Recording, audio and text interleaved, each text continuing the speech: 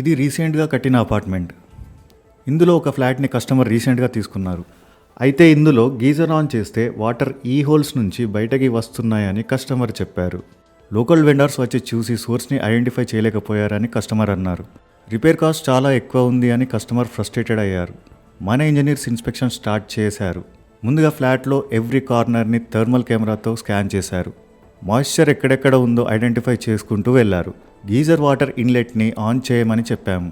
2 minutesలో water ఇలా wall gaps, wash basin holes, switch బోర్డ్లో నుంచి బయటికి వచ్చేస్తుంది. డీసీ టెస్ట్ చేద్దామని అరేంజ్ చేశాము. ఒకసారి వాష్రూమ్ని కూడా థర్మల్ స్కాన్ చేద్దామని చూస్తే వాటర్ ఇక్కడ ఉన్న ప్లంబింగ్ పైప్స్ నుంచి లీక్ అవ్వడం క్లియర్గా కనిపించింది. ఈ 2 పైప్స్లో క్రాక్స్ వచ్చి వాటర్ లీక్ అవుతున్నాయి. ఇక్కడ మార్కింగ్స్ చేశాము. థర్మల్ కెమెరా మనకు కనిపించనివి కూడా చూపిస్తుంది. ఇది కస్టమర్కి చూపించాము. ఎగ్జాక్ట్ ప్లేస్ తెలిసాక రిపేర్ కాస్ట్ తక్కువ అయిపోయింది అని కస్టమర్ చాలా హ్యాపీ అయిపోయారు. సియాన్లో ఉండే ప్రొఫెషనల్ ఇంజనీర్స్ పర్ఫెక్ట్ ఎక్విప్మెంట్స్ వాడతారు. అందుకే సోర్స్ని కరెక్ట్గా ఐడెంటిఫై చేస్తారు.